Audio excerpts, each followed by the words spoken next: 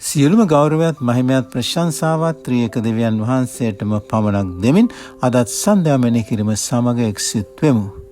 බීමත් රියදුරෙක් කිසිදු හානියක් නැතුව බේරී යද්දී ඔහු නිසා හොඳ සිහියෙන් සිටි පුද්ගලයෙක් අනතුරට ලක්ව බරපතල තුවාල ලබන්නේ ඇයි?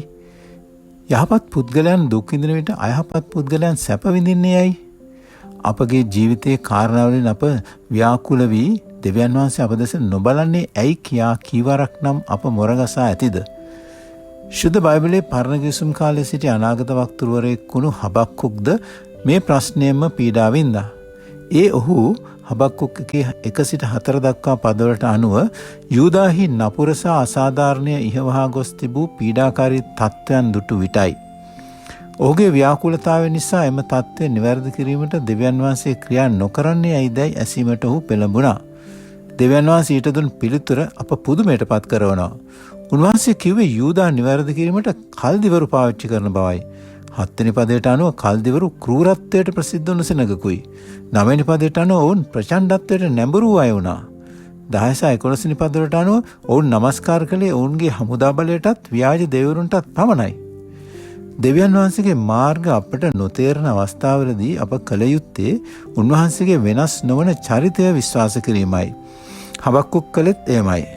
ගීතාවලිය 89:14 වෙනි පදයට අනුව දෙවියන් වහන්සේ ධර්මිෂ්ඨකමේ, යුක්තියේ, කරුණාවේ සහ සැබෑකමේ දෙවි කෙනෙකු බව ඔහු විශ්වාස කළා.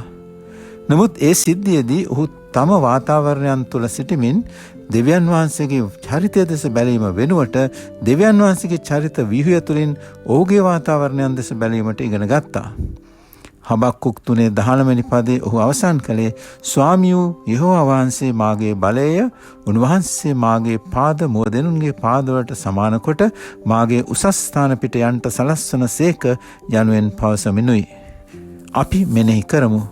දෙවියන් වහන්සේගේ දෘෂ්ටි කෝණයෙන් බලන විට අපගේ වාතාවරණය බොහෝ වෙනස් ලෙස පෙනිය හැකියි. යාඥා කරමු ප්‍රේමණීය දෙවියන් වහන්සේ අප ඔබ වහන්සේව තේරුම් ගන්නා ආකාරය වෙනස් කිරීමට අපගේ වාතාවරණයන්ට ඉඩ දීම පහසුයි. අපට සියල්ල නොපෙනුනත් ඔබ වහන්සේ ක්‍රියා කරන ආකාරය අපට නොතේරුණත් ඔබ වහන්සේ යහපත් සහ විශ්වාසවන්ත බව සිහියේ තබා ගැනීමට අපට උපකාර කළ මැනව. ආමෙන්.